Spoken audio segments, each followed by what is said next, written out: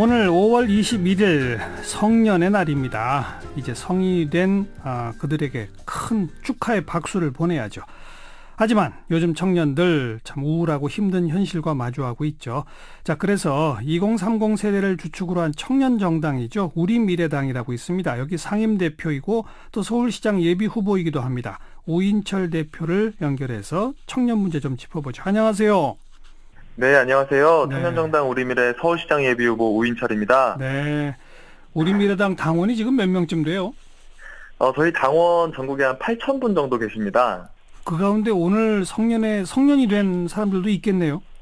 예, 올해 성년이 된 분들이 계시죠. 네, 아마 올해 성년이 되는 사람을 당원으로 갖고 있는 정당은 아마 우리미래당밖에 없을 거요. 그렇죠? 네, 저희 그런 친구들도 있고요. 그리고 심지어는 70대, 80대 할아버지 분들도 계시고 할머니 분들도 계십니다. 네.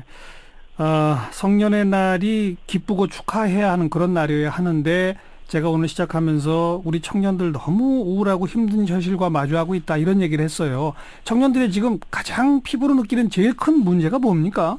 예, 어느 한 가지를 꼽기에 정말 어렵다고 할 정도로 정말 다 심각합니다. 예. 그 지표를 보면은 서울이 많은 도시들 중에서 서울에 사는 청년들이 취업 성공에 대한 자신감이 최하위라고 합니다. 그 정도로 정말 일자리에 대한 불안감들 같은 것도 굉장히 큰 상황이고요. 예. 그리고 무엇보다 좀 말씀드리고 싶은 건 청년 주거 문제를 말씀드리고 싶습니다. 예. 저희 청년들이 보통 150만 원, 200만 원 정도 벌어서 한 달에 한 50만 원 정도 월세로 나가고 또 관리비로 한 10만 원 쓰고 나면 정말 남는 건 불안한 미래밖에 없거든요. 네, 이런 문제들이 이제 심각함을 넘어서 거의 만성화되는 수준에 이르렀다고 봅니다. 예. 저희가 다음 세대를 키워내야 되는 청년들인데 미래가 보이지 않는 것 같습니다. 방금 말씀하신 주거 문제 해결책의 하나로 서울시가 청년 임대주택 지금 하잖아요. 네네. 근데 그거 지으려고 하는데 그 인근 주민들이 반대하지 않습니까? 바로 그 옆에 가서 지금 맞불 집회도 하고 계시다고요? 예, 맞불 집회라고 하니까 용어가 조금 강하게 느껴지는데요. 예, 그렇게 좀 대응하는 시위도 좀 열었습니다. 이렇게 외쳤습니다. 청년들도 정말 집에 살고 싶습니다. 네. 이렇게 외치면서 좀 얘기를 전달했습니다. 예, 거기 반대하는 주민들은 어떻게 생각이 되세요?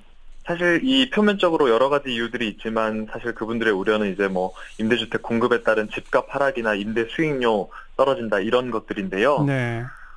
현장에 가보면 사실 찬성의 목소리도 굉장히 높고요. 예. 반대하시는 분들은 그 동네에서 가장 비싼 아파트를 가지고 있거나 건물을 가지고 월세 사업을 하는 분들입니다. 예. 그분들의 그런 재산권에 대한 것들도 일견 이해는 되지만 청년들은 거의 이 보금자리는 생존의 문제잖아요. 예. 네, 그래서 반대를 심하게 하실 때는 조금 서운하기도 하고요. 네. 예, 좀 그런 것 같습니다. 예, 법적으로는 아무 문제 없으니까 사업 진행은 되겠죠? 예, 지금 차질 없는 진행에 대한 의지를 서울시에서도 보이고 있는데요. 네. 사실 또 그래도 주민분들이 막 반대가 강하면 취소되는 사례들이 종종 있습니다. 실제로 여수시에서도 주민 반대로 이제 취소되는 상황도 있었고요. 예. 그 반대하시는 주민들께 이 자리를 빌어서 한 말씀 하신다면요. 저희 청년들도 그 반대하시는 분들의 또 귀중한 아들, 딸이기도 하고요. 청년들도 또 함께 사는 곳이 되는 것이 필요하다고 생각합니다. 지금 일본 같은 경우는 청년들과 함께 살아야 한다. 청년들을 유치를 못해서 안달이 났다고 해요. 예. 네, 아이들이 보이지 않는 사회 다음은 이제 청년이 보이지 않는 사회가 될 텐데요. 그렇게 되지 않도록 청년들과 어울려서 동네에 좀 활력도 생기게끔 함께 좀 웃으면서 살았으면 좋겠습니다. 네. 실제로 청년 임대주택 들어서고 나서 그 동네 분위기가 훨씬 좋아져가지고 임대료도 오르고 이런 데들도 많다던데요. 그럼요. 예. 청년들이 들어오면 동네 분위기가 좀 밝아지죠, 아무래도. 그렇죠. 네. 자, 이번에 서울시장 선거에 도전하시는데 출마의 핵심 공약 한 가지 말씀하신다면. 아무래도 지금 청년들의 보금자리 얘기를 계속 하고 있습니다. 네. 이 임대주택에 대해서 서울에 지을 곳이 없는 거예요. 예. 그랬을 때 청년과 함께 사는 서울 424개 동주민센터에 청년 임대주택을 짓는 것을 좀 정책으로 만들고 있습니다. 네. 이곳에 그 청년들의 임대주택을 짓고 아래층은 이제 주민센터가 자리를 하는 거죠. 이렇게 좀 복합적인 건물을 통해서 이 청년들의 이 집의 문제를 좀 해결하고 싶습니다. 네.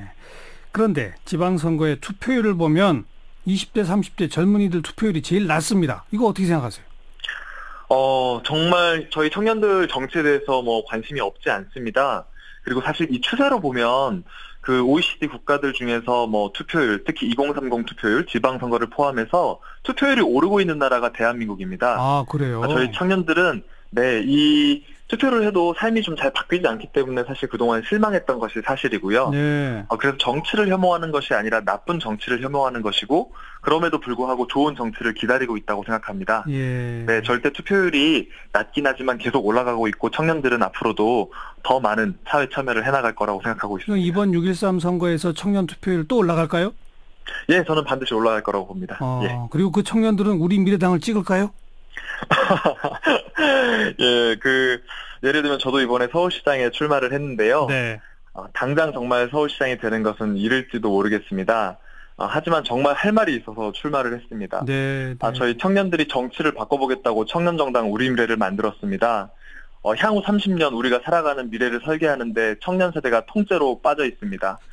정말 기성 정치에 포섭되지 않은 새로운 정치 세력, 그리고 청년들이 대거 들어가지 않고서는 지금 정치의 기본 뼈대는 바뀌지 않을 거라고 생각하고요. 네. 국회의원 300명 중에 100명 정도는 좀 청년들에게 맡겨주시면 좋겠고, 지방의회에도 청년 정치인들의 자리를 그래요. 최대한 많이 만들어주시면 저는 네. 반드시 변화할 수 있다고 생각합니다. 국회의원 300명 가운데 100명은 청년으로. 참 멋있네요. 네. 지금은 300명 중에 3명이거든요. 예. 알겠습니다. 응원할게요. 고맙습니다. 예, 고맙습니다, 선생님. 우리 미래당의 오인철 상임대표 서울시장 예비 후보였습니다.